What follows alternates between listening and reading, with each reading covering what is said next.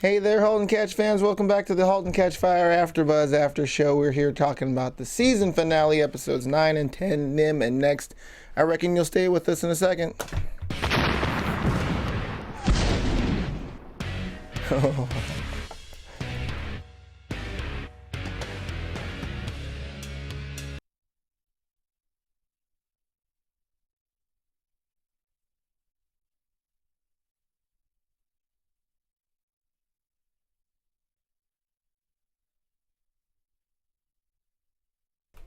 Hey there, Halt and Catch fans. Welcome back to the Halt and Catch Fire AfterBuzz After Show. We're here breaking down the season finale, episodes 9 and 10, Nim and Next, and we will see you next in 1 second. You're tuning into the destination for TV superfan discussion, AfterBuzz TV. And now, let the buzz begin. Here it is, one more time.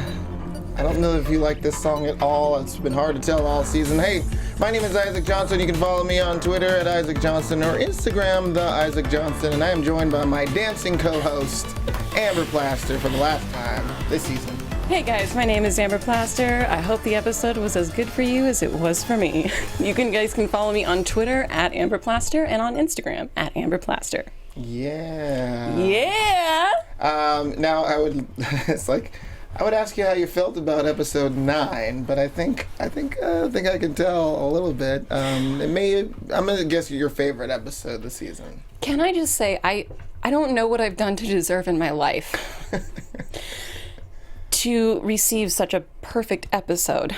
Okay. It was it was my life, it was my heart, it was everything that I wanted. Specifically the episode Nim, episode 9, season 3. 9, yeah. We are combining episode 9 and 10 for the 9 finale. And 10, yeah. I mean, it was really great for me. How was it for you? Hit you right in the feels. I actually thought that episode 9, since we'll try to stay on each episode if we can, but I thought that episode worked really well. It's probably like a finale. I thought, well, what are they going to do after this? This seems really sort of succinct, and we've had that time jump and everything. I thought, why watch another episode? Yeah, I was with you. This could have been the end of it. But I'm glad that it didn't, because I wanted more of the show.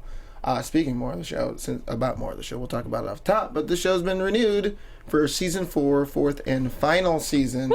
Woo! Thank you so much, AMC, for letting us know that while we were watching the finale. It was satisfying that we didn't have to say goodbye to these characters just yet. Such good news. I know that the people watching the show and even the writers didn't know if the show was going to be renewed, and I really respect them for giving such a good finale, not knowing whether they're going to come back for another season or not. Right, yeah.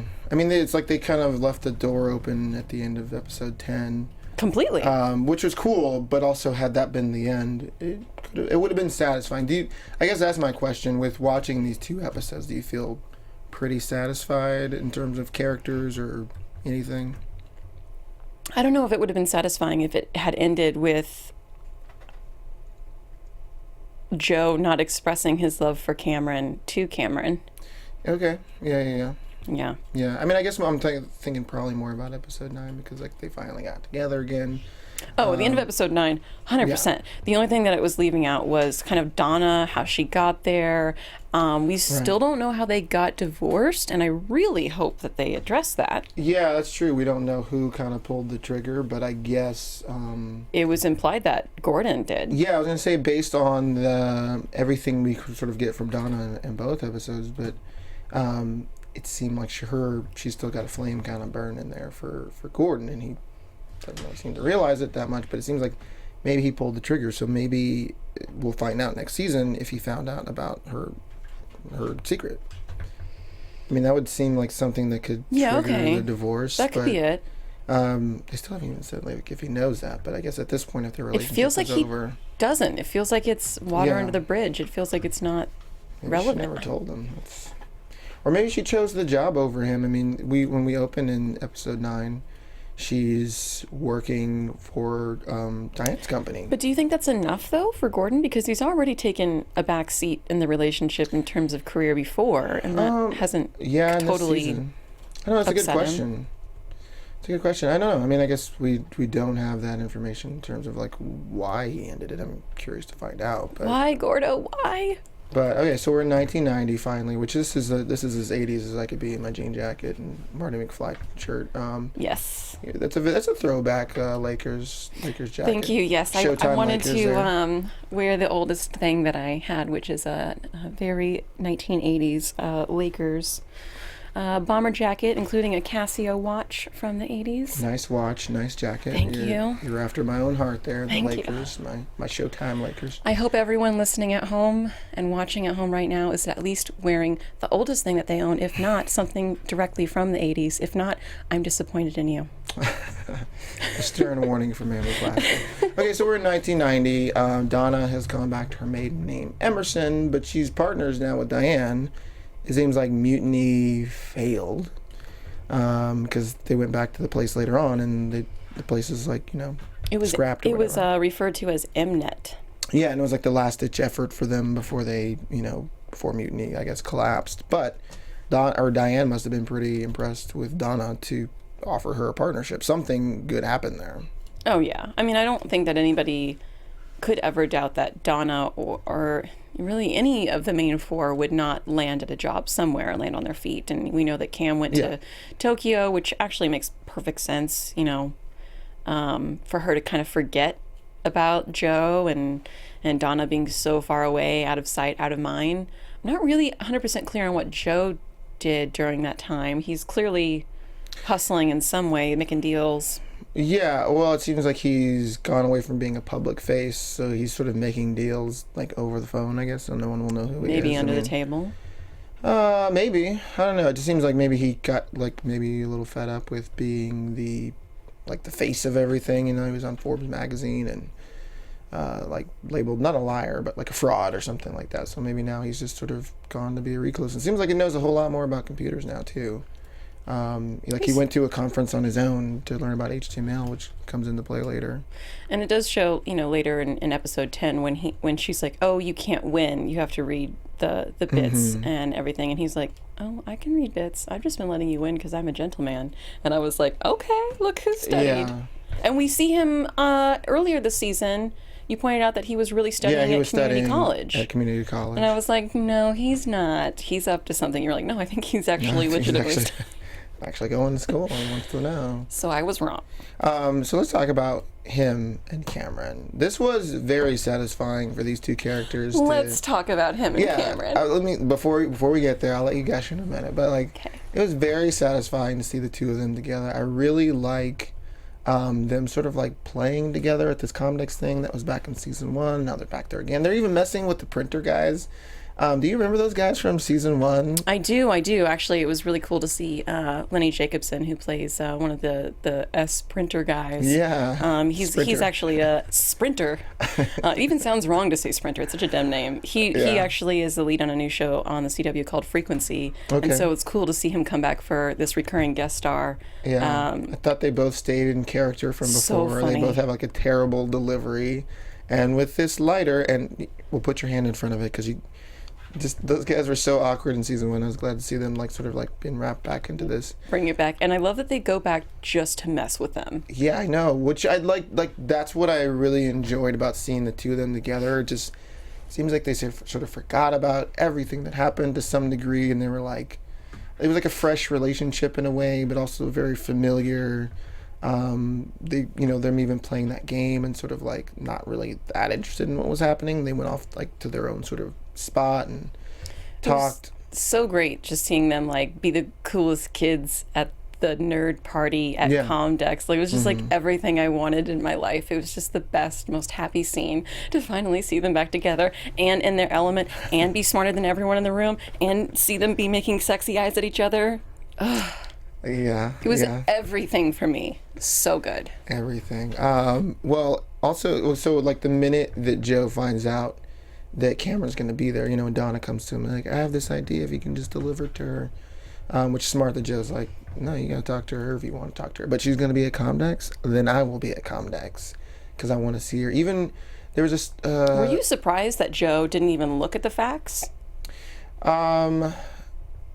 No, I don't think so. I think it seems like his flame for Cameron is just always sort of burned very bright. I think, was it when she was kind of explaining her game there was something that she was talking about, and he was just staring her down. You know what's the part I'm talking about, where he was just looking at her, and just like you could tell, like all his ears were off, and he was just thinking, God, I want you. I know. It was so good. She was like, oh, da-da-da. And he was like, mm-hmm. Yeah. Mm-hmm. And she's like, stop.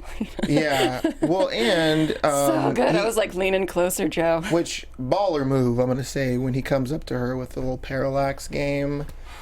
Like, at that point, is his game on at that point, or is he just... coming to see a friend? It's game on the second that, for me, it's game on for Joe the second that Donna called in and said Donna's going to be at Comdex, and he literally sat up on the couch and put his drink down. And I was like, game on. He has nothing to live for, and he's reckless, and I love reckless Joe. And the only person that Joe is really reckless for anymore is not himself. It's for Cameron. Yeah. I like to, when they're talking up there playing the ladder game, which I didn't understand at all. Me neither. I was like, I'm not even going to try to follow this ladder game. It has something to do with NIM. NIM is like some sort of counting system, and she basically was like, you have to be able to count in NIM and something like that. But I do like that she brings up Ryan, because, now that it's 4 years later, he's been beating himself up about Ryan, which, he's a guy that manipulates people, so he has to feel that he drove Ryan to that place. But I like that Cameron's the one to let him off the hook. Yeah, she's like, I didn't say anything to him either. There were things I should have said. I think she said that she did blame Joe for a while, but then she sort of came to, realize that he was going to do what he was going to do regardless. Yeah, and she truly believes that, and I thought that was really nice. Anytime someone that passes away, sometimes there's a sense of ownership, even if it's not even logical, and you need someone to be like, hey, that's not you. You're not responsible for other people's illness or sickness or anything like that. And so that was a really cool moment. But yeah, I would, to circle back around to how Joe entered episode 9, I was like, I will never have a better moment of television than him being like, you want to make this out to Joe? And I was like, oh, so good. Like I said, it was a baller move there. Especially back to the Ryan thing, but just like that it was like sort of in tragedy, and people would blame themselves, and I liked that. That she was the one to let him off the hook there. I thought that was cool. Yeah. Oh shit, there was another thought I had about that, but I forgot it already. Regarding Ryan, I think it was interesting that. I think Gordon brings up Ryan again when they're all back together. A few people mention him, and it's interesting, like as if everyone's kind of apologizing to Joe about Ryan, and in the same way, Joe is kind of apologizing to Gordon about the divorce. So he's like, oh yeah, you need a minute? Oh yeah, sure. Oh, yeah, I know. That was cool. Oh, so, sorry. That was just like some sort of reference to Good Will Hunting. That's all I could think of. It's not your fault. But I was like, that wasn't that great. Why'd I bring that back up? But okay, has Cameron grown up in her time in Japan? Because she seems very mature. Long hair, don't care. She's wearing a dress. Her hair is no longer blonde. I guess she's naturally brunette. Didn't know that. I guess I should have known that. You could see both colors before. But she stopped dyeing her hair. Her game is a success. Space Bike is a success. There's Space Bike 4 coming out. Yeah. And she's like a mini celebrity there at Comdex. Yeah. But she seems like very mature. This is not the Cameron we would have known before. She certainly wouldn't have had that talk with Joe to not blame him. Yeah. So she's kind of grown up in these 4 years. She's still married too.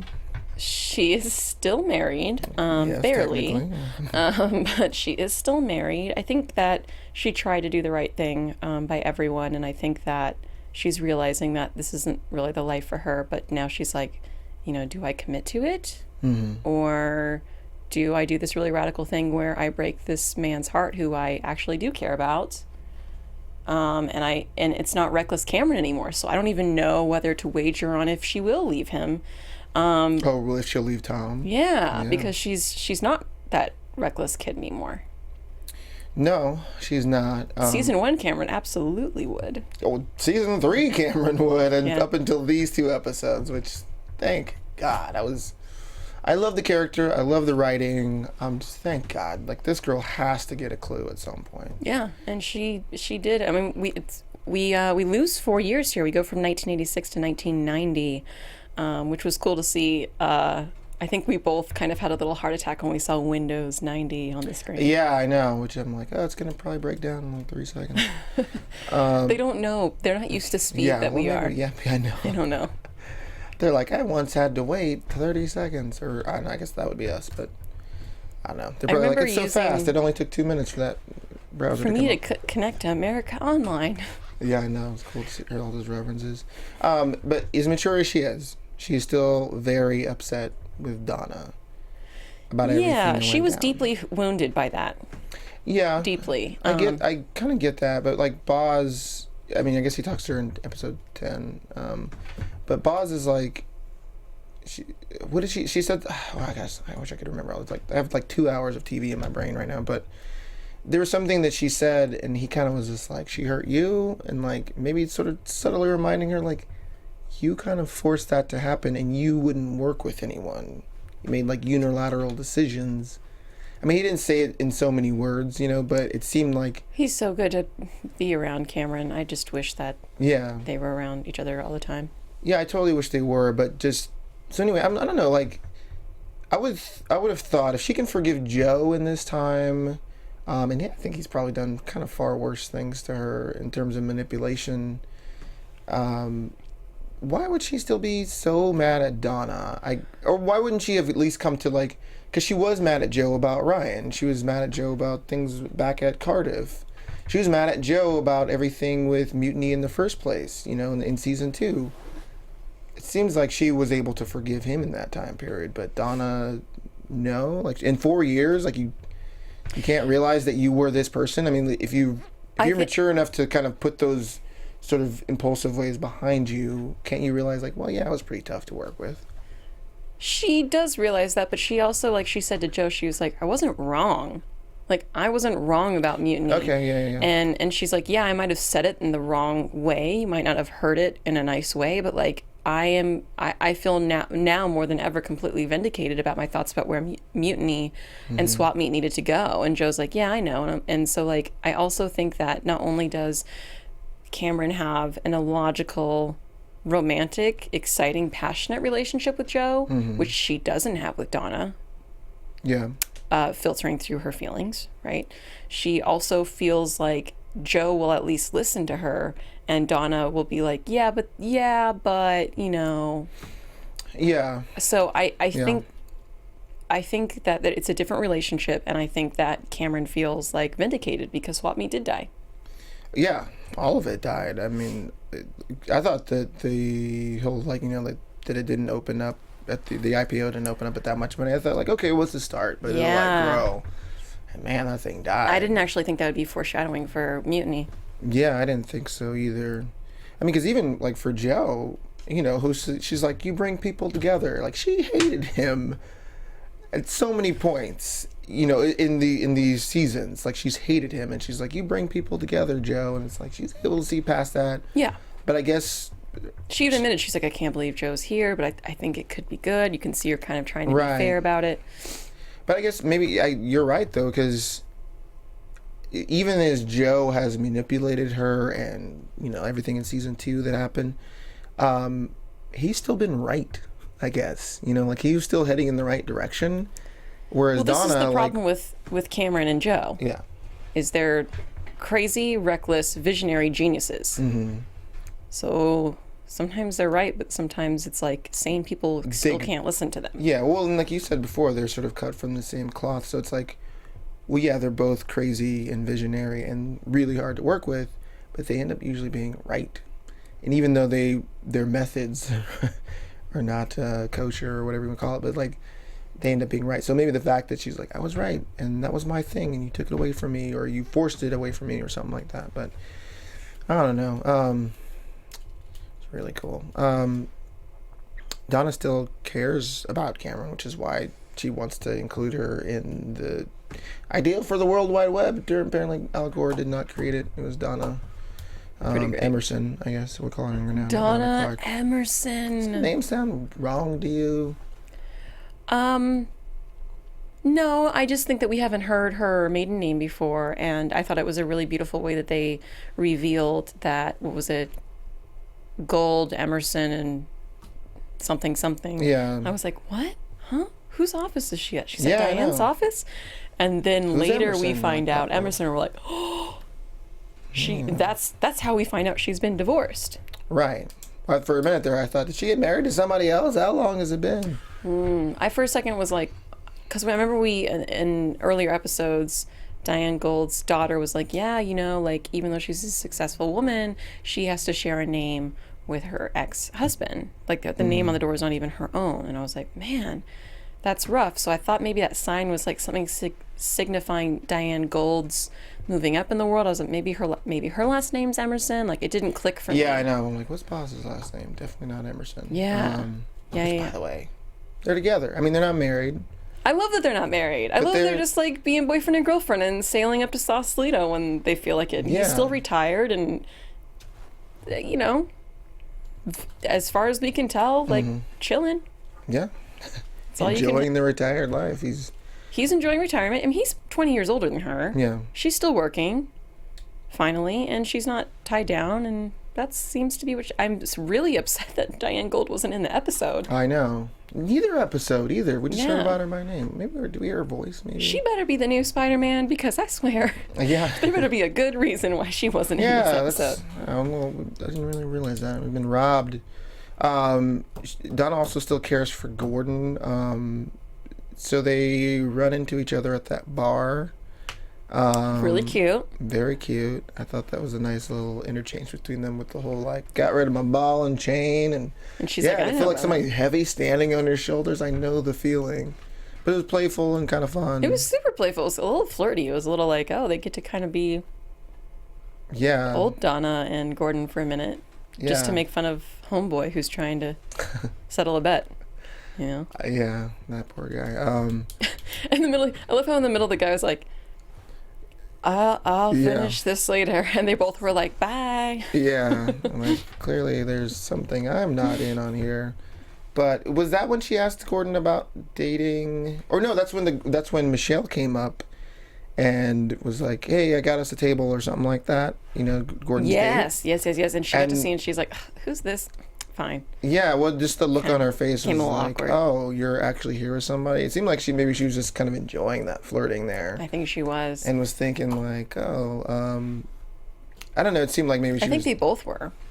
maybe, yeah, a little bit. And then the reality hits Gordon in the face there. I mean, you know, when you date someone, or I guess when you marry someone, and you're in love with someone for like a few years, and you're in a relationship, in their case probably over 10 years. Oh yeah, long time. You can always have a special place in your heart for that person. I think that she definitely has a special place in her heart for Gordon, and it's easy to fall back into that, even if they're not meant to be together. Sure. It's easy. It's always, that affection never completely dies out. Yeah. You just move on, and you just know that, you know, maybe that's not the best thing for you, but like, I don't know, like if you saw an old girlfriend, I'm sure it wouldn't be difficult for you to be like, oh, I remember good things about her. Like, this is a little Right. back and forth. Okay. Remember the good times. Yeah. Not the times where I lied to you about an abortion. Which never came up. Never came up. We were wrong about our prediction. Like, the one thing we were sure of, that it would come up, her Yeah. abortion would come up. I guess it's just done. I mean, like, I guess there's a chance in Just a season dropped 4. storyline? Or we can never find out why they Yeah, were divorced? well, I think that's like reality, though. Like, people keep secrets from each other. I imagine even married people keep secrets from each other. I don't keep any secrets from my wife, in case she's listening, but I don't keep any secrets from anybody. yeah. I don't think that's true. But I guess that would be like reality. Like, sometimes you just don't find out certain things. But if Gordon is the one who initiated the separation and eventually divorce, you know, even like, you know, Gordon's like trying like online dating, I guess, or some sort of videotape dating. But Donna, like, there's no mention of anyone that she's seeing, so it seems like she's still very much. I mean, maybe she's just been about the career or something like that, but it seems like she's very much She's into been Gordon. very much about the career. Did you hear Joe say, where were you when the earthquake happened? And she was Working. like, oh, work. Yeah. Where were you? And he was like, work. Yeah, they're like. And that was that moment of like, we don't have anything Yeah, we don't have else lives. right now. And Gordon's dating video, I wrote this down and I mean it. Oh my gosh. Take it Gordon's dating video is a work of art. easy. Oh, this is positive. I thought we were gonna slam him. No, I love it. I am 100% there for it. I want Okay. there to be several reenactment videos of it on YouTube tomorrow. I love this video. Okay, It is talk so about it. great. Man, you've not been Gordon's biggest fan this whole season. No, so listen. I loved the video. I thought it was completely awkward and very Gordon. Gordon is looking good. Yeah. I feel like he's the only one who looks younger this Well, he episode. shaved the beard and the mustache, so Yeah, he looks young. Makes you look a little younger. He looks good. Except for, when he's not feeling well and his daughter helps him up the stairs later on in the episode. But I think that I love the sort of like salmon background for this dating video of let me explain like bits and bytes to you. That's not important. I love camping. Camping is so fun. Do you like camping? He's like looking for approval. Am I doing this right? That was a sore point when after they had their like 3 times in a day or Oh, he whatever. He wanted was to- like, also I love camping and don't ever lie to me about camping. My heart. Oh, he wanted Poor to make Gordon. sure that I want was new a big camping memories. My wife hated camping. so sweet. Poor Gordon. The poor guy. But I thought the video was very charming, even the fact that he's like talking to the guy off camera or whatever. I did like the girl that he was dating, Michelle. I did not like that she worked for him because I feel like that. Well, first of all, it's a little bit gross, and also you're bringing that home to your daughters to be like, I'm dating my subordinate. Like, and it's not like he was like that, but I was like, could you just ever date an equal? Could that be a thing that you do? No. I don't know. I mean, it's not like Gordon. it's probably been a couple of dates at this point. It's not like a lot of dates. I liked her. She's a cute girl at the office. I don't think there's anything that gross about it.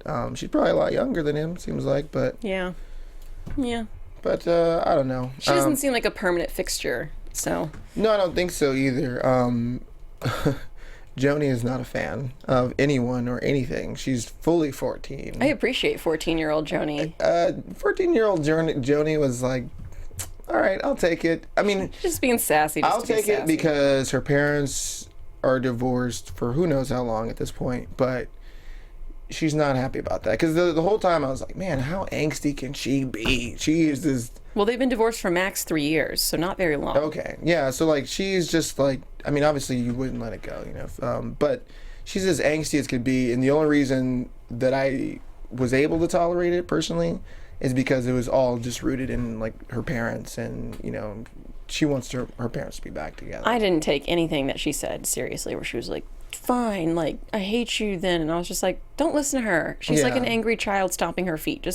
I just wanted to be like, Gordon, just ignore her. Yeah, I know. It's just like I just guess stop. I guess maybe it's just like how rude she was. I She's guess. being rude, but I mean, I know that's like 14-year-old take it personally. and your parents are divorced or whatever, but I was like, come on, like give this guy a break, give old dad a break. Like she's just determined to bust his balls like the entire episode. I thought for a second there when she played the dating video from Michelle that he was going to get up and yell at her. And I was like, I hope he doesn't do it. Oh man, well, because even That would have been scary. when Michelle leaves and he shuts the door and he's like on a mission, he almost looks like the Terminator or something like that to me. Like I thought, like, man, is he gonna beat her or something? I don't know. Yeah. I mean, not like physically beat her, but like some sort of like punishment. But like, I mean, I guess a lot of it seemed like she was sort of channeling like young Cameron or something like that. A little bit. With listening to Boy Knife. Boy Knife means dick. Yeah. Like she's just so She's excited like, that she yeah. could say that word. Yeah. I'm hardcore. I know how Hardcore. animals are mistreated, and we're just eating like, I guess, crap. Or did they say shit? I She guess they might said have said shit. feces. I don't know what she Feces said. I or don't know. crap or something Yeah. like that. But just thought a lot about it, and like Gordon's like, well, I guess there's like urine in milk too. And she's like, gross, Dad. And Yeah. he's like, I could be cool. You want me to be cool? You want Yeah. to talk about cool things at the dinner table? I was like, good. Yeah, I also know stuff. Yeah. I mean, Michelle's like trying to relate to her, although Michelle's examples are like, yeah, I was 5 once too. Like she's 14. She was trying to find some common ground. She's like, yeah, I was uncomfortable as a kid too. But But you're like the lady that she sees as like replacing mom, so she's not gonna be happy about anything that you have to say. You don't have Yeah. to talk to me. you're leaving. I'm leaving. I'm probably leaving soon. Yeah. I do like that the parents didn't fall for her like gag either. Me too. Like, that was smart. I like that Donna called her daughter back. I like that Gordon was like, I really don't want to do it. She's like, I said that your rules are your rules. I was like, that's cool. Yeah. Equal partnership. That's very cool. Not usual for divorced parents, I feel like, especially in the 80s or 89, 90. Yeah, well, it's like a very sort of amicable divorce. I thought, wow, they're really making this thing work instead of being enemies. But well, they're intelligent. They're both, I would say, probably in the top 1 or 2% of intelligence in the world because they're very smart. I mean, all of our characters, our main characters at the very least, very smart and creative and intelligent. I also like that we got a Pixie song in this album, in this episode, by the way. Yeah, cool. When he starts playing the music from the computer is so cute. All right. And Saved by the Bell, little reference there. By the way, that show was only on for like 4 seasons, 86 episodes, Saved by the Bell. And they did reruns every day in the morning. Yeah, I know. I didn't realize that it was only 4 seasons. That's why he's like, oh, I hate it when he does this. I'm like, they're watching a rerun. Do you guys remember reruns? No one watches them now because we don't have to. Well, because it was Saved by the Bell was 89 to 92, I believe. So either way, but it was on all the time, and that's how people saw it, was mostly in reruns. No one watched the first run of that show. Anyway, very cool to see that, even though I think... Oh, no, never mind. I was going to say, I think it was like a Tory episode, but not that, because it was like Jesse and Slater, I think, in the frame there. Oh. I was just thinking about, like, I even watched it past, like, I mean, if you want to count the Tory season, technically. I mean, there was like the new class in college, all that fun stuff. Anyway, let's move on to next. There it is, to episode 10, called Next. Well, I guess this is where we found out that Mutiny failed. I don't remember it being referenced in episode 9, but they're back in the old place that I guess Donna was like, well, I just kept it, I guess, for nostalgia reasons or something. So we go back to Mutiny in that old, really kind of punk rock, decrepit building. Yeah. And I thought it was weird that they had the meeting there, but I thought it was just a really beautiful location. I just kept thinking as we were looking at the creaky wood and the basement and, everything. I was just like, this location is just so freaking cool. I would love to like make something there, be there and like hang out there. I thought stupidly that's why she chose this location. And I thought stupidly that Donna chose the location. Little did I know, Cam specified the location because Donna said, where do you want to meet? Right. Which is like, well, maybe she's...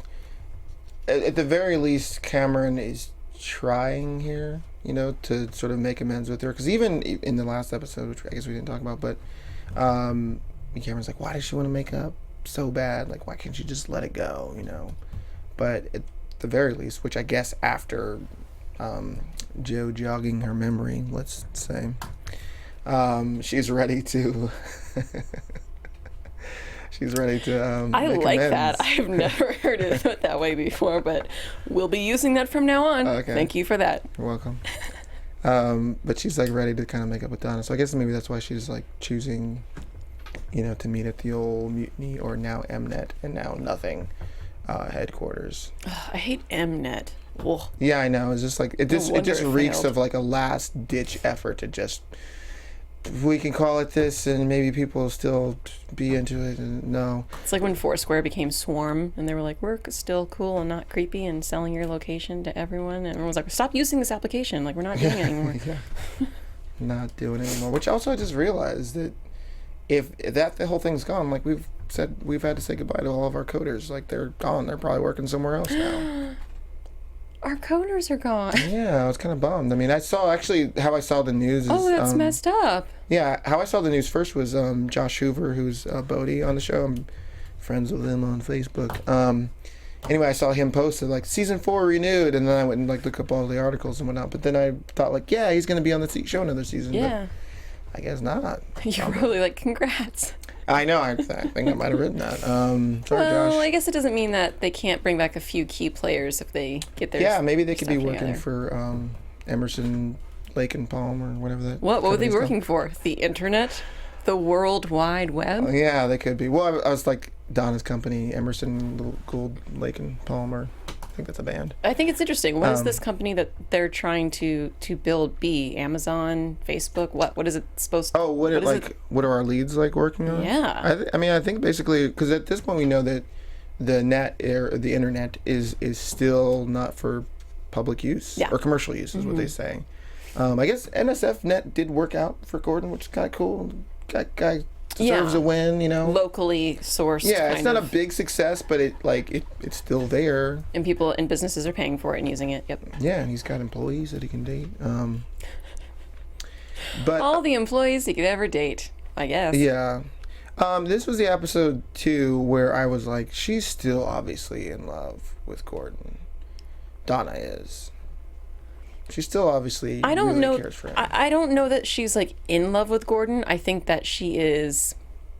I think it's lonely at the top, and I think that she has a love for Gordon, and I think that they are great friends and getting along. I love seeing them get dinner together. Yeah. And kind of shoot the crap. But I think it was interesting. He was like, "I got a guy for you," and she's like, "Oh." Well, I was gonna say that's what I was gonna say, because she's like, well, how much sex are you having? And no, I'm not having sex either, but we totally could if you want to right now. I was trying to figure out if that's what the invitation was, or that's what it seemed like. Okay. And then when like you were bringing or was she just checking up on him and being like, you're not having sex without me, right? I don't know.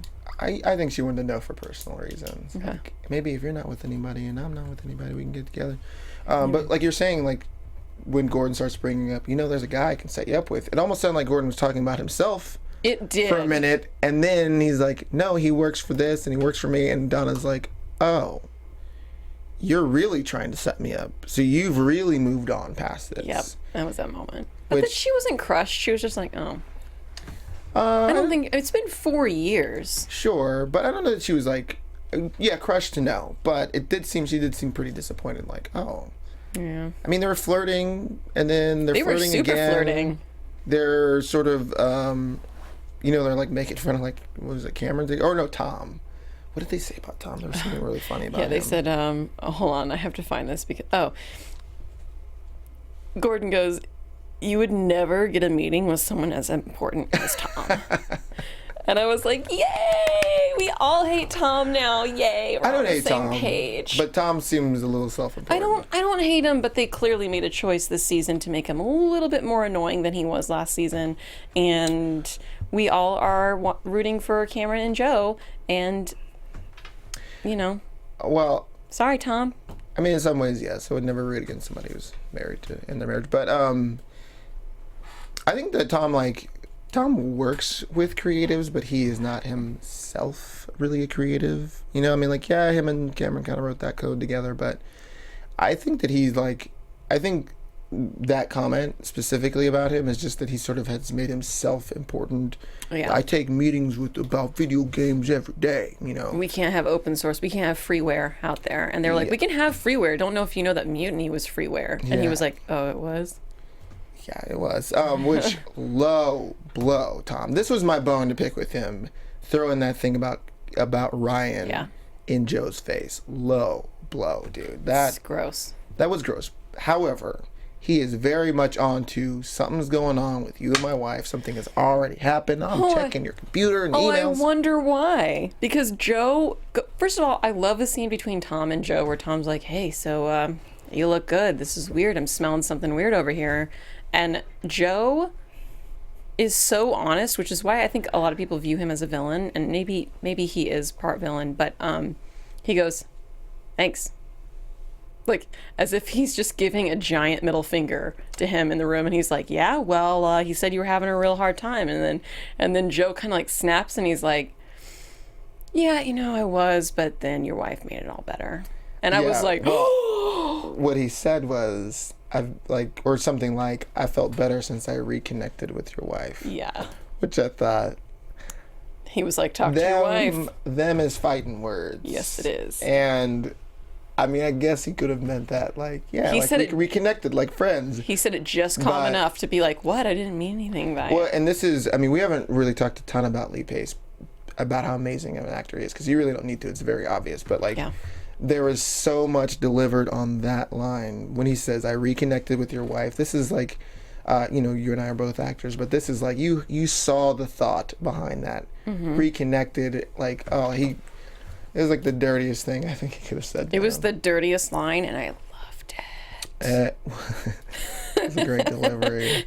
And that's what the reason that Tom is throwing like the Ryan thing back in his face. Although I mean, a man died. Tom, like let's have a little civility here, man. But I guess if somebody is going after my wife and I suspect that he slept with my wife and he's throwing it in my face, I might say all kinds of things too. So maybe I can't blame him that much. But whew, shots fired back at him. Shots fired, and then that starts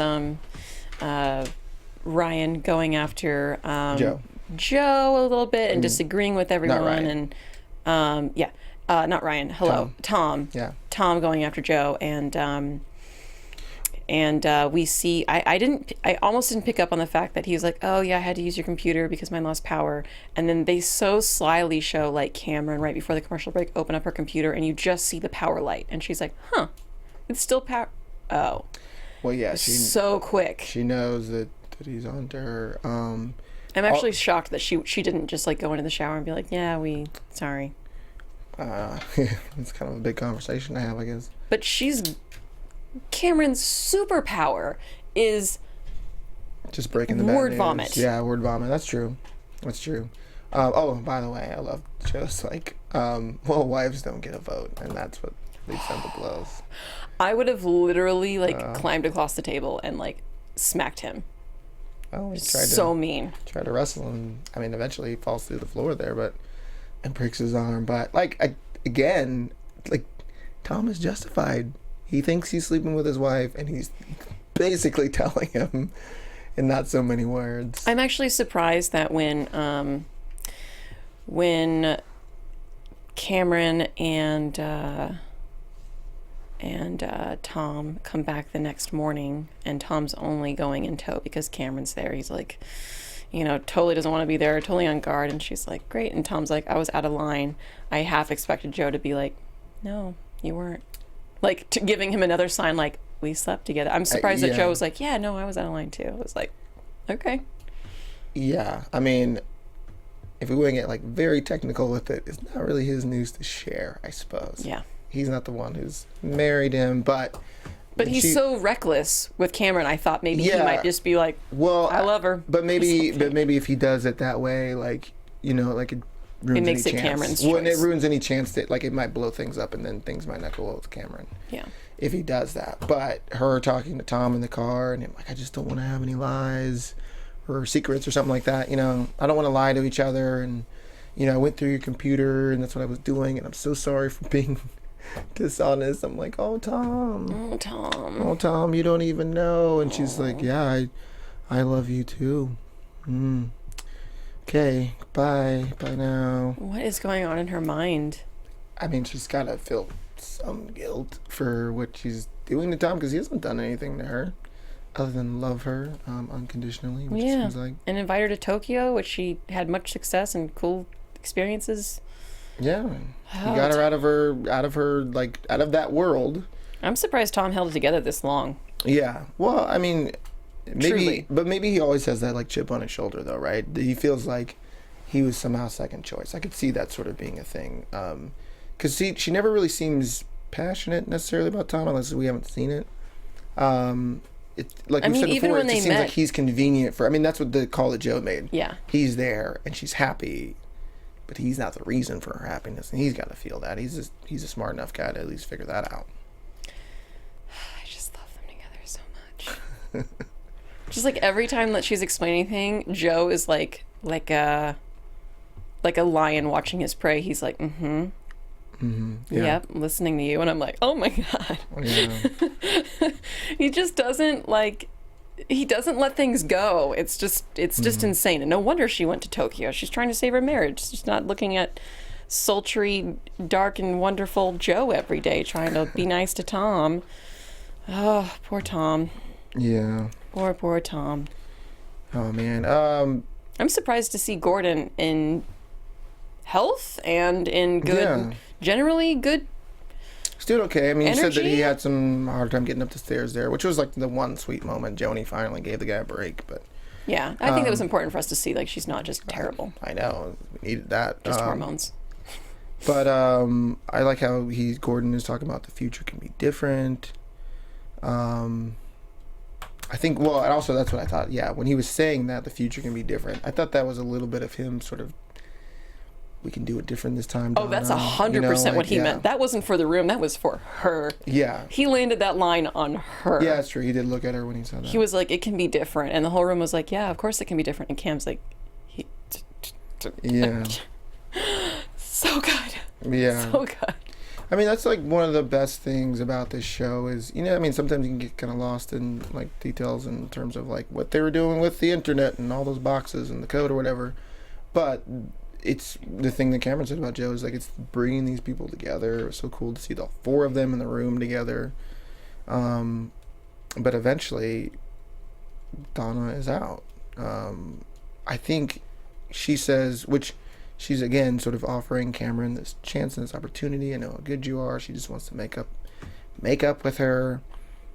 And then she even offers to like, look, if you don't want Joe here, he didn't have to be here. You know, it's funny. That's the thing that sets Cameron off. But I actually thought that was really nice of Donna to be like, hey, if you're going through something and Joe is too intense for you, like, Joe doesn't have to be here. I want to make things work with you. And then Cameron, like being as punk rock as she is, she's like, oh, so you're just going to get rid of people? You're just the man now? Well, like, I think she just like... But I think it's because you want to get rid of Joe. Because, I mean, like, sadly, Donna doesn't know that the one person that she is here for is Joe. Yeah. It ain't Gordon. I mean, Gordon's a nice guy. I mean, they're video game buddies, but... doesn't run that deep. It runs much deeper with Joe, which may also be an innuendo. Sorry, couldn't pass it up. Man, I thought that was like the stroke of like sort of death for her. But like, oh man, Carrie Bechet out in that car crying by herself, just so frustrated because all she's trying to do is her car that's like a expensive BMW that she thought she was gonna like turn her life around in, and here she is all alone having a panic attack. Yeah, she needs these people. Out. I mean, she's had all this success, but she still doesn't have she doesn't have Gordon, she doesn't have Cameron, she doesn't have that sort of family that. And she tried to bring them back together. Yeah, she did, and this was her idea. Oh, World Wide Web. That was her thing. With like she very carefully wrote it out, and they all got excited about it. It brought everybody back together. And then in this time, instead of fighting with Cameron, she's like, just take it. You can have it. She didn't want to kick Donna, or she didn't want to kick Cameron out of that building again. Yeah, probably not. Probably not. But it's got to be... I mean, it was so hard to watch her just be, like, frustrated, like, hitting her car. And nobody ran after her. I know. I mean, obviously, Gordon and Joe didn't see her leave. I think Gordon would have been like, what's going on? Right. But Cameron... Yeah. Damn. Even when they find out, though, I mean, Joe, barely a blip on his radar. It's like, cool. Joe's like, something just went down? Cameron's still here? Cool. Yeah, I know. That's Joe's motivation in the scene. Is like, Tom's not here. Yeah. Donna's gone. Minor fire. Cameron's here. I'm winning. Yeah. Well, even, like, so Joe, you know, they come back after, the big blow up, and it seems like Cameron and Tom aren't going to come back. But even when Joe's like, he writes all the code on the board... And he's like, I just want to see if something's here. That's his same thing, like where Gordon was talking to Donna.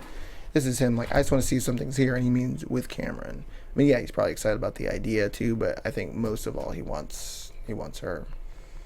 Yeah, after all this time, I think that he's had a lot to think about, and he also knows that he can't really pair himself with anybody else at this point without burning a lot of people and really asserting his dominance, whereas this group knows he is a leader, and if they can come to some sort of agreement, he can kind of be behind the scenes, and they can be the people out in public that are trusted, because Joe at this point is still probably not trusted in the public eye in terms of like running a business.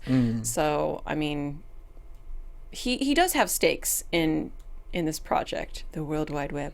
Yes, it may catch on. But yeah, I mean, also I think that the get for him is definitely Cameron. But I don't know. Yeah. Geez, I was gonna say something really important, but I just forgot. I did love that Gordon said America Online. What kind of name is that anyway? I know. It sounds like a Neil Diamond concert or something like that. What? Oh gosh. I hate when I do this.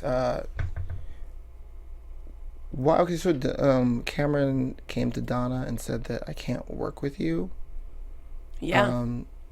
Was that all based on the things she said about Joe? or is there something, I don't know, deeper there? It feels like there's something deeper there, and I don't know what it is, but she said it was because you were willing to throw Joe away. But for me, it was just, I think that Cameron's always on guard when it comes to mutiny, and I think that Cameron's always now on guard when it comes to Donna. And any little misstep that anybody makes around Cameron, she's like, nope, I cut you off. And I think just Donna made a mistake, but it feels like there's something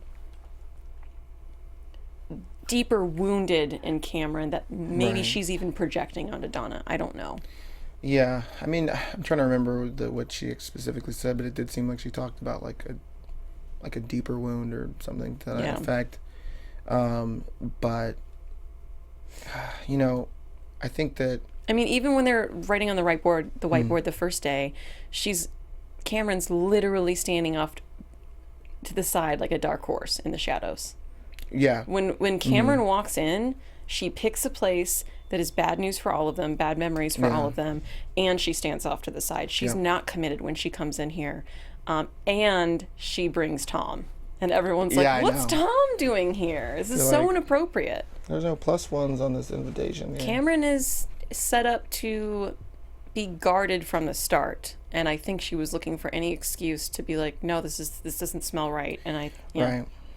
I mean, I guess I was just sort of hoping with all this like maturity that we'd seen out of her. All this brown hair. And brown hair and long hair. Which I don't dig, by the way. Not that I should be judging other women's appearances, but I don't like the whole mousy brunette look. It's not my favorite. Yeah, I mean, her hair was like pulled back. She wasn't looking very punk rock at all. And that's the Cameron that we love. But, yeah, I somehow I thought that, you know, that, wow, she's kind of mature now and maybe they can work together. And like, this is a good faith effort by Donna, you know, to bring them back together and really to right the wrong that she did to Cameron. I think Donna recognizes that, that she didn't, well, because even she says like Cameron's like, I think about it every day, right?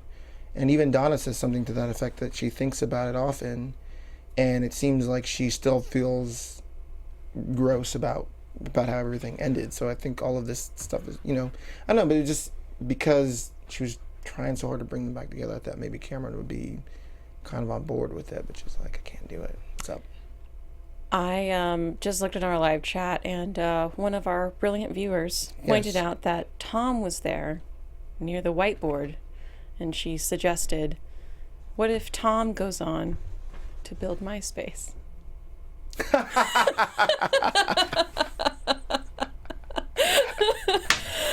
I can't believe I didn't think of that. I hope that everyone gets that reference. That they just like named him Tom for like that big setup. For this picture. Do you remember I remember that his profile picture on MySpace is him like writing ideas on a whiteboard? Oh my gosh. Who said that? In a white shirt. In Monica. Star Monica. Gold star. Yeah. Wonderful. Oh my gosh. Oh, that was good. Oh, that was so good. Oh man, I love everybody who's been watching us this whole season. It's really cool. And next season, I'll be back.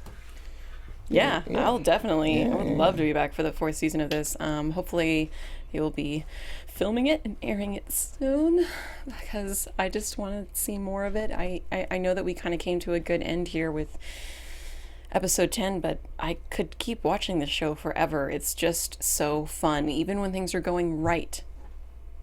Like at Comdex, it's still fun. You're stealing people's lighters and just like, it's just great. Yeah. Making fun of AOL even in the beginning before AOL was cool. We still make fun of AOL. It's great. I know. After it's still a thing. I think it's still a thing actually. Yeah. Oh man. So I guess we should get into predicting about season 4. Okay. And now your AfterBuzz TV predictions. Well, I think Monica just shared the greatest prediction of all, which is that Tom will then eventually. I don't even know how I can do better than that. I don't think anyone can beat that. I may never recover from how great and specific a reference that was.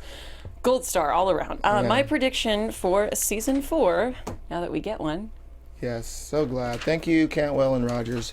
Also, if anyone who watches the show knows Cantwell Rogers or Toby Huss or Mackenzie Davis or Carrie Bechet, or Lee Pace, for crying out loud, send them this way. We want to have them on the show for season 4. We would love to have them for the finale of the Yeah. the series, and I mean, we'll continue to reach out to them through publicists and all that stuff. I know they're busy people, but wouldn't it be so cool? yeah, it would be really great to just even hear their side of the story. Yes. My prediction for season 4 would be that it's Donna versus the team. It's Donna versus the Okay. A-team in a race for the World Wide Web. In a race for the World Wide Web. I don't really know what that means, Yeah. because I'm not a writer, Yeah. but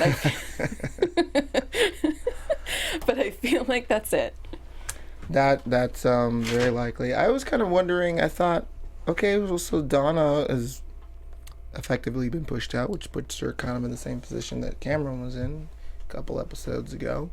Like, man, is there going to be a place for Donna? But unless it's like you said, her sort of against them. But I don't know that she wants to be that person, would she? No, she did. She got in the car and she was like, Put me on a plane to Switzerland. put me on a plane to Europe and call CNET or whatever, CERN. I want a meeting with them as soon as I land, because she's trying to be like, crap, now this was my idea, my baby. The only thing I can do Yeah. is go and tell the people in Europe the idea of the doorway that we just discussed, and then maybe, I can be bought out by Cameron and them and go back to them, or maybe I will be just as good as them, and then we'll really do something fun, and I'll do something with my intelligence because I have nothing left. She is there to compete against them. Yeah, no, I like it. I like that a lot. Whether she'll find anyone in Europe who is as good as them remains to be seen. I don't think that you can find anybody better than this team. They're like Donna versus the world. Man, that's a great prediction. I don't even know if I can have anything better than that. To be honest, I also wondered, okay, it's like, is Boz going to be in? Boz is like retired and living on a boat with Diane. Boz and Diane. Diane works with Donna still. So we have the opportunity to see that. You had the opportunity to see him, but I'm like, what is this? They're in the San Francisco Bay Area. Mm-hmm. They're about 45 minutes, an hour away. So it makes sense for them to be able to come back. Mm-hmm. So I feel like they would, and they should. I would love to have them back, but they could easily do away with them in season 4. But if they do, I'll be sad. I'd be very sad not to have Toby Oz, because like every time he's on screen, I'm just like excited. I think he's a cool dude. I'd be great sad actor. not to have Annabeth Tish. Yeah. It would be awesome. Be very sad not to have her. Okay, so Cameron, Tom, Kaplitsky. It's gonna be over in season 4, and then there's maybe gonna be a lot of will they, won't they? That's your prediction is it's yeah, gonna be over. I hope so. It's gonna be over. Well, and also I think it would do justice to Tom, because he's a good guy. Yeah, Tom deserves someone who can love him with their whole heart. Maybe this whole like. A Michelle, if you will. He needs a Michelle. Maybe it'll be Michelle. Maybe it'll be Michelle. Which good for that actress, I'm sure, to get another day of work. But Gordon and Donna, it's certainly not the end of the two of them. They have to have. I think they get back together, honestly. Really? I think they do. I think that flame still burns bright. I think that's going to happen. I don't think it makes sense for somebody who's been together for years. They have children. They go through the pain of a divorce. We don't know why they're divorced. Would really appreciate an explanation. Sure. Writers of the show, please don't let it be it. like the abortion and Cameron's mom that fizzled out into nothing. It was just a dead storyline. Please let there be a reason for the divorce. I don't think that you go through all of that pain just to get back together and get married again. Well, this happens to people in real life, where they get divorced for a couple of years and then they get back together, and then they're like, I don't know, the marriage is good or something like that. Okay. But the fact that it was amicable and they don't seem to have like a lot of like sort of malintent towards each other, I could see them falling back together. Maybe not getting like married again or something like that, but I could see them, being in a place where like, let's give this another shot, and then the show ends or something like that. Okay. Do it for Haley and Joanie, maybe. Come on. Maybe we'll get to see Haley, grown-up Haley, in season 4 too. That'd be cool. We only saw grown-up Joanie in this episode. Yeah, maybe next season will be... Oh, yeah, so prediction. What year do you think next season. That's will be. great. How far can they age them up? I thought that. I was like, would they go back and like prequel like those 4 years or something, which would be dumb. So no. No. Um, I think we're seeing the completion of the internet. I think this season's going to end. I predict the season's going to be the beginning of the internet, the boom to of the internet. to you know, not to 2.0 version of the internet, but to Windows 95, when like kids are using it and it's like in every household. Yeah. Maybe it'd be like 93, something like that, 92, 93. Time jump to those years. They like to time jump. We got 4 years in one episode. Yeah, I know. And they time jumped to like season 2 and all that stuff. Also, Joe becomes an actor and stars in these movies about rings. I believe that's going to happen. Yeah? That's my prediction. Okay. Now it's a sleep ace. Cameron and Joe have to end up together. Season 4. Since it's our 4th and final season. Are Rachel and Ross. Rachel and Ross. She'd be like, Tom, we were on a break. Yeah, that's all I got. Amber Plaster, this has been a fantastic season talking with you about one of my favorite shows, Halt Catch Fire. I'm so glad that you joined. Yeah, thanks for having me on. This is like one of my favorite shows of all time, and I'm so glad that you guys all watched it. You guys can definitely continue to tweet to me as you watch every episode at Amber Plaster. Thanks for watching, guys, and listening. Yeah, and you can also tweet to me at Isaac Johnson about the show, about our outfits. Leave us a comment if you have any other brilliant predictions, like Tom inventing MySpace. Man, that was awesome, Monica. Man, You're cool. that was good. Yeah, Instagram, the Isaac Johnson. Thanks for joining us all season, and the both of us will see you season 4 with Lee Pace as a guest. No? Yeah? Maybe? Make it happen, people. Do it. Bye. From executive producers Maria Menounos, Kevin Undergaro, Phil Svitek, and the entire AfterBuzz TV staff, we would like to thank you for listening to the AfterBuzz TV network. To watch or listen to other after shows and post comments or questions, be sure to visit AfterBuzzTV.com. I'm Sir Richard Wentworth, and this has been a presentation of AfterBuzz TV. See you later. The views expressed herein are those of the hosts only and do not necessarily reflect the views of AfterBuzz TV or its owners or principals.